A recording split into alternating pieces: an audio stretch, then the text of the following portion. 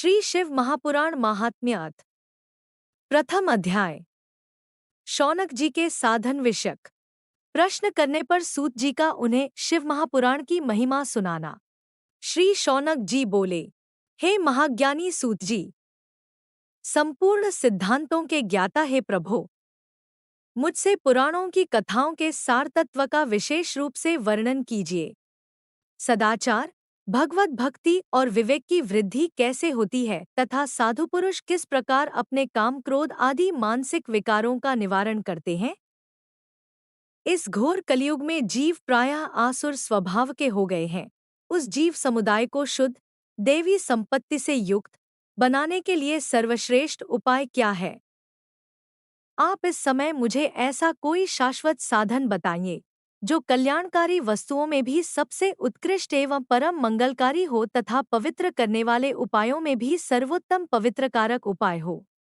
तात वह साधन ऐसा हो जिसके अनुष्ठान से शीघ्र ही अंतःकरण की विशेष शुद्धि हो जाए तथा उससे निर्मल चित्त वाले पुरुष को सदा के लिए शिव की प्राप्ति हो जाए। सूत जी बोले, मुनिश्रेष्ठ शौनक, आप धन्य हैं। आपके हृदय में पुराण कथा सुनने के प्रति विशेष प्रेम एवं लालसा है, इसलिए मैं शुद्ध बुद्धि से विचार कर परम उत्तम शास्त्र का वर्णन करता हूँ। वत्स, संपूर्ण शास्त्रों के सिद्धांत से संपन्न, भक्ति आदि को बढ़ाने वाले, भगवान शिव को संतुष्ट करने वाले तथा कानों के लिए रसायन स्वरूप दिव्य पुराण का श्रवण कीजिए। यह उत्तम शिवपुराण कालरूपी सर्प से प्राप्त होने वाले महान त्रास का विनाश करने वाला है। हे मुने, पूर्वकाल में शिवजी ने इसे कहा था। गुरुदेव व्यास जी ने सनत कुमार मुनि का उपदेश पाकर कलयुग के प्राणियों के कल्याण के लिए बड़े आदर से संक्षेप में इस पुराण का प्रतिपादन किया है। हे मुने, विशेष रूप से कलयुग के प्राणियों की चित्त शुद्धि के लिए इस शिवपुराण के अतिरिक्त कोई अन्य साधन नहीं है। हे मुने, जिस बुद्धिमान मनुष्य के पूर्वजन्म के बड़े पुण्य होते हैं, उसी महाभाग्यशाली व्यक्ति की इस पुराण में प्रीति होती है। यह शिवपुराण परम उत्तम शास्त्र है। इसे इस भूतल पर भगवान शिव का वाङ्मय स्वरूप समझना चाहिए और सब प्रकार से इसका सेवन करना चाहिए। इसके पठन और श्रवण से शिवभक्ति पाकर श्रेष्ठतम स्थिति में पहुंचा हुआ मनुष्य शीघ्र ही शिवपद को प्राप्त कर लेता है। इसलिए संपूर्ण यत्न करके मनुष्यों ने इस पुराण के अध्ययन को अभीष्ट साधन माना है और इसका प्रेम पूर्वक श्रवण भी संपूर्ण वांछित फलों को देने वाला है। भगवान शिव के इस पुराण को सुनने से मनुष्य सब पापों से मुक्त हो जाता है तथा बड़े बड़े उत्कृष्ट भोगों का उपभोग करके अंत में शिवलोक को प्राप्त कर लेता है। राजसूयज्ञ और सैकड़ों अग्निष्टोम यज्ञों से जो पुण्य प्राप्त होता है, वह भगवान शिव की कथा के सुनने मात्र से प्राप्त हो जाता है। हे मुने, जो लोग इस श्रेष्ठ शास्त्र शिव पुराण का श्रवण करते हैं, उन्हें मनुष्य नहीं समझना चाहिए।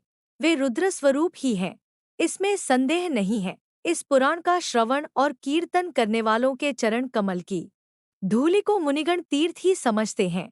जो प्राणी परम पद को प्राप्त करना चाहते हैं, उन्हें सदा भक्तिपूर्वक इस निर्मल शिव पुराण का श्रवण करना चाहिए। हे मुनिश्रेष्ठ, यदि मनुष्य सदा इसे सुनने में समर्थ न हो, तो उसे प्रतिदिन स्थिर चित्त से एक मुहूर्त भी इसको सुनना चाहिए।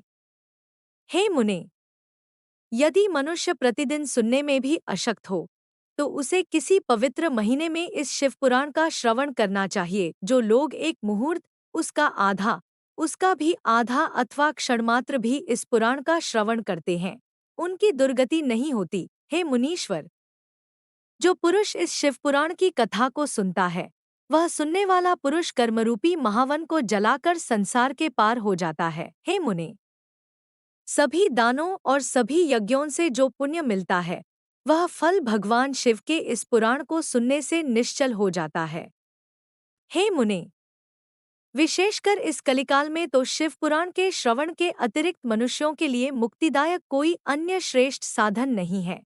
शिव पुराण का श्रवण और भगवान शंकर के नाम का संकीर्तन दोनों ही मनुष्यों को कल्पवृक्ष के समान सम्यक फल देने वाले हैं, इसमें संदेह नहीं है।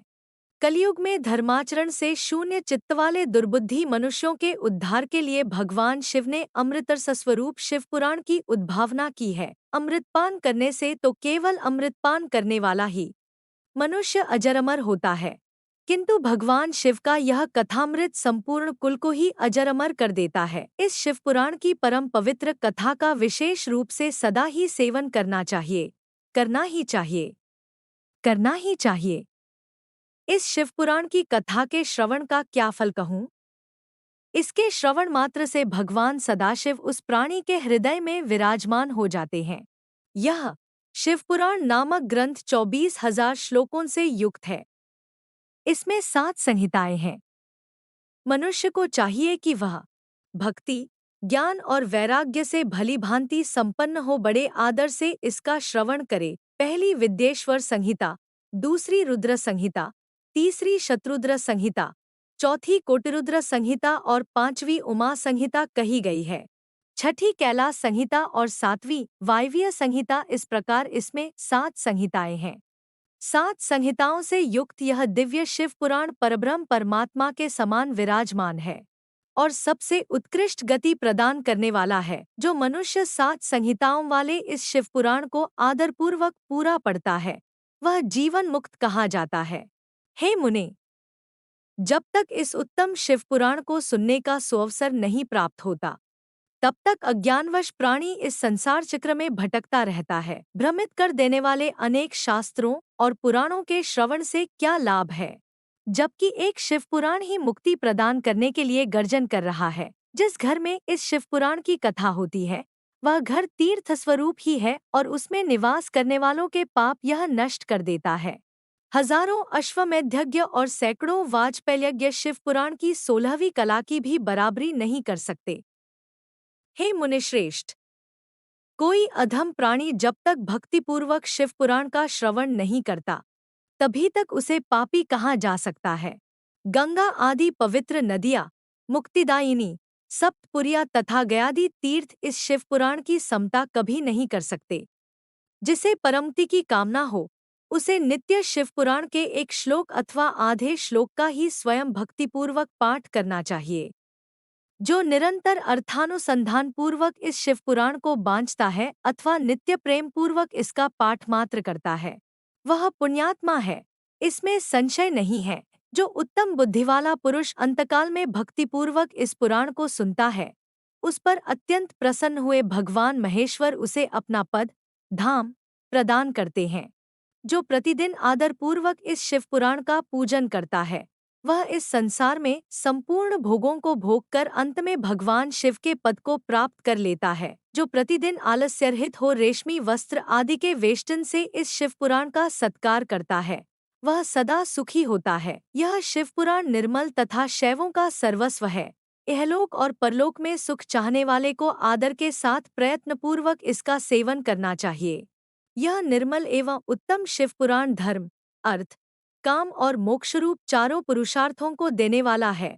अतः सदा प्रेम पूर्वक इसका श्रवण एवं विशेष रूप से पाठ करना चाहिए। वेद, इतिहास तथा अन्य शास्त्रों में यह शिव पुराण विशेष कल्याणकारी है, ऐसा मुमुक्षुजनों को समझना चाहिए। यह शिव पुराण आत्मतत्वज्ञों के लिए सदा सेवनीय है, सत्पुरुषों के लिए पूजनीय है, तीनों प्रकार के तापों का शमन करने वाला है, सुख प्रदान करने वाला है तथा ब्रह्मा विष्णु महेशादि देवताओं को प्राणों के समान प्रिय है। ऐसे शिव पुराण को मैं प्रसन्न चित्त से सदा वंदन करता हूँ।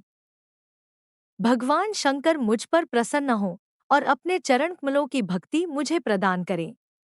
इस प्रकार श्री स्कंद महापुराण के अंतर्गत शिव पुराण महात्म्य में उसकी महिमा वर्णन नामक पहला अध्याय पूर्ण हुआ।